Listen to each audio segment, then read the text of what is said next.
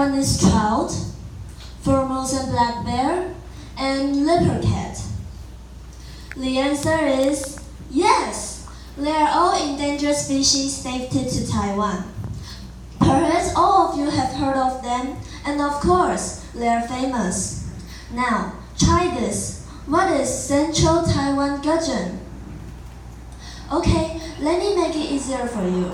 Here's a hint. So, the topic of our presentation today is 巴氏银鮈. For your convenience sake, we will use the Chinese name during the presentation. Here we go. Among the four fish, which one do you think is 巴氏银鮈? Clue number 1, it's grayish silver. Clue number 2, it's got a black stripe on its side. Clue number 3, it's up to 6 centimeters at maximum. The answer is all of them are. Let me share with you a heartfelt story and a fun fact about the fish.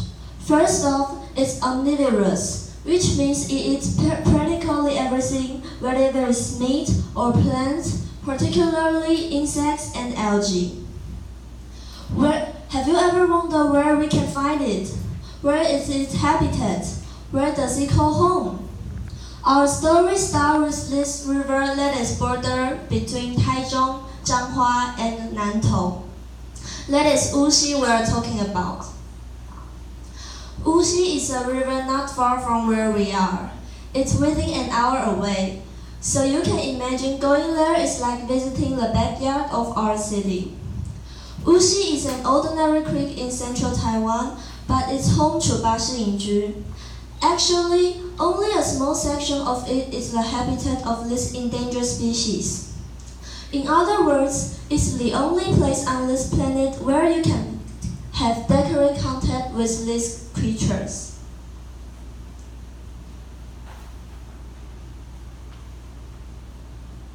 Last October, we gathered together and the hidden crisis of Wuxi was brought to light. My father delivered a message from his co-worker, Mr. Lin, who teaches science. According to his observation, there are emerging threats to 巴氏银鮈. What's happening is the rapid growth of algae and water weeds. As more algae and plants grow, others die. This results in a dead area. Please imagine your own room. How big is it? What is there? A bed, a desk, a closet? Now imagine overflowing garbage here and there on the floor and slowly invading your space. How would you feel? Suffocated?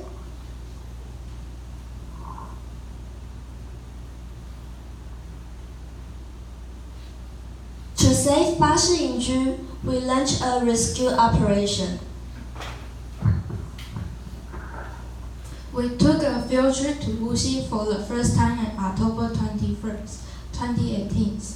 We invited Mr. Lin to come along. When we arrived, he showed us how to spot and recognize 巴氏银鮈. Remember the clue we gave you? Clue number 1 is grayish silver. Clue number 2 is as long as 6 centimeters. Clue number 3 is got a black spread on its side.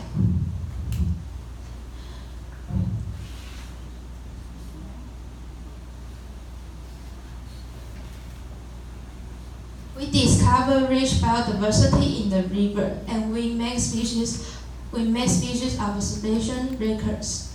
Also, you can see that we didn't have any proper clothing and gears needed, without any remote devices. We waded through the river and pulled the weeds with bare hands. What a disaster! Some of us had straps and scrubs on our arms and legs. We learned an important lesson. Never rush to get things done without any planning. On November 11, we went on an excursion to Wuxi again, to our second trip to the river. It was a lot more prepared than for our first time. This time, we, with proper gears and apparel, we looked like this, and this, and this. Didn't we look like a bunch of rocks? To our surprise, the winds didn't grow as fast as we expected, so our second cleanup only covered a small area, where a bunch of weeds grew and spread. It is important to keep the river flowing without obstruction. Here is the hint.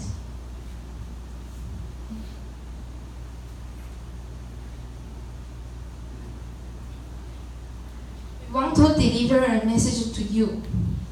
A clean river is not only pleasing to the eye, but promotes a healthy environment for you, for me, for 巴氏银鮓, and all other creatures.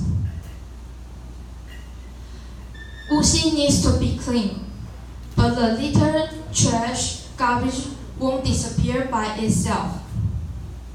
Irregular, conscious effect, decision, and attempt to sound serious, to lighten up. Here is another quiz for you. A. Of following people who unexpectedly contribute to conservation of 巴氏银鮓. A. Farmers. B. Teachers. C. Police officers. D. Anglers. The answer is D. Anglers. They are helping 巴氏银鮓. They fight the invasive species by remove tilapia from Wuxi to their dinner table. And our third trip was on January 6th. On that day, I was on board. I have to admit that I'm an eager beaver. I was very excited to join this group and do something good for the 巴氏银鮓. And my first impression of the river is that it was a very pretty creek, very natural and rustic, surrounded by rice paddies. It's in the background of the picture. And look at this picture. The condition of the water is not very good. So it's hard to spot the 巴氏银鮓, let alone to get a clear look at the bottom of the water. And when I refocused and walked around to the ditches nearby, it was a horrible sight. The near ditches and gutters were filled with garbage and trash, especially the containers and packages of farm-name chemicals and pesticides. It was so alarming to me that I walked around the riverbank and to investigate if Wuxi was affected by the waste. Luckily, there was no sign of dumping of the waste of water. And that day, we reprioritized and changed our plan. We decided not to get into the water, but to clean up the area of the riverbank. We need to make sure what people threw away didn't end up in the river and destroy the future of 巴氏银鮓. It's just like a beach cleanup I participated in before. Speaking of beach cleanup, why is it so important? Don't you agree that we do the beach cleanup because we need to protect the marine creatures from threatened by the waste on the beach? By the same token, we did it for the creatures in the river that keep them from threatened by the west on the riverbank. And so that day, we piled up as much garbage as we could and called the EPA for help. But at the end, the trash can didn't show up at final. We didn't carry out our project until spring. On March 3rd, it was our fourth trip to protect the Bashi Inju, and that day we saw plenty of them swimming in the water, and because it's the time they reproduce. In the other words, they're making the babies at the time.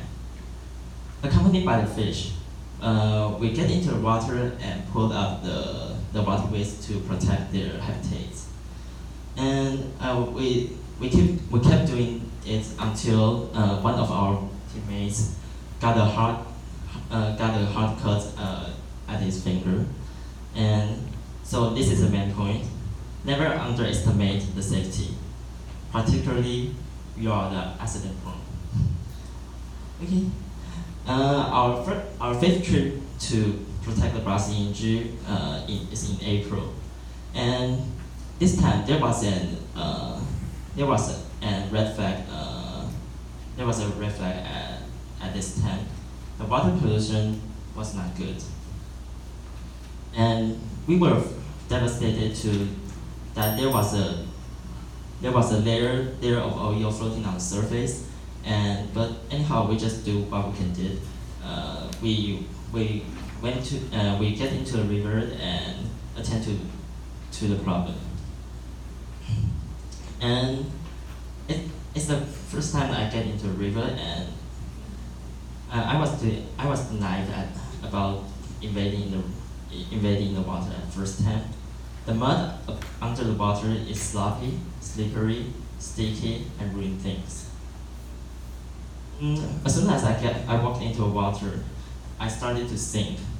My feet in the galoshes couldn't coordinate and cooperate. And at the point of time, I was stuck in the bog deep mud. But thanks God, I managed to free myself and carry out on my duties. The duties of cleaning the habitat of the bus injuries. At the time we called it a day, I felt a sense of achievement and pride. Now let's take a moment to look at some pictures we took on our last trip to Wuxi. This looks at the river, its adjacent area, and what we did that day. The removing water weed, cleaning, and discussion. What did you think? At the end of our presentation, we want you to remember 3 things. Number 1, the only place on earth you can find Bashi Inju is at the upper reaches of Wuxi. Number 2, the most effective way to help Bashi Inju is getting rid of the waterways in Wuxi. Number 3, it's also crucial to clean up the waste and the trash on the riverbank. Next, we want to tell you 3 things we want to do in the future. Number 1, we're going to continue our relief operation and make documents and records of Wuxi. Number 2, we're going to learn more about Bashi Inju, its habitat Wuxi, and its ecosystem. Number 3, we're going to raise awareness of conserving Bashi Inju and get more people involved. Finally, we want to invite you to come join us on a trip to Wuxi. Our next trip to Wuxi is on September 15, and please save the date and come join us. If you can come along, please pay attention to the river near you. Today, we need your help. Thank you very much.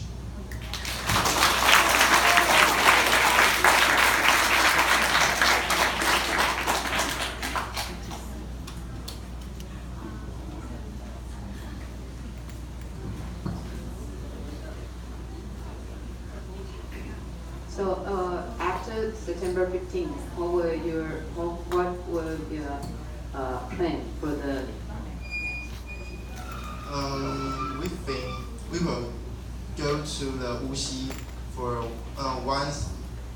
for 1 month and 2 months. We go to there 1 times, and we have got another idea is because we deliver a message to the Taichung branch of the Society of Witness.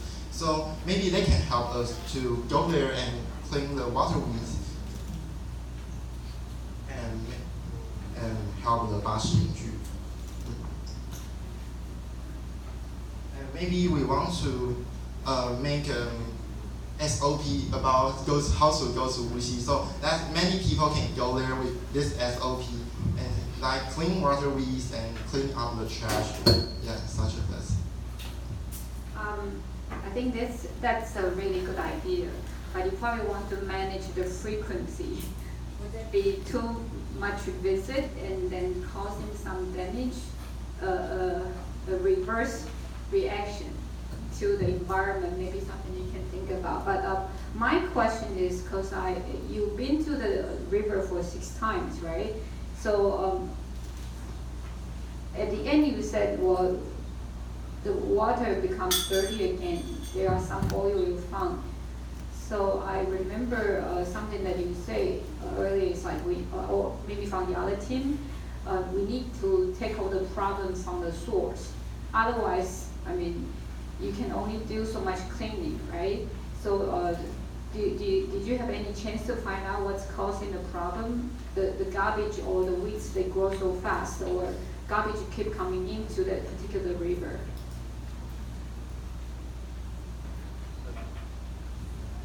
And because that place is at the country, and it's all surrounded by the rice paddy, so we just think that the garbage is produced by the farmers or the workers around there, and they throw the garbage at there. But yes, have few people, so the cleaner didn't come to frequently to clean garbage, so it pile up. And the oil things, we're not sure where it comes from, but we think it's from the farmers, and like they have the pesticide or the chemical things, and that things polluted the water. So have you visited any of the farmers nearby, or could that be some of your future action plan? You mentioned that you want to do some promotions, right? So rather than promoting how beautiful the river is, maybe it's promoting the idea how to prevent the problem become further enlarged. So can promote to the farmer first to stop them from doing more damage.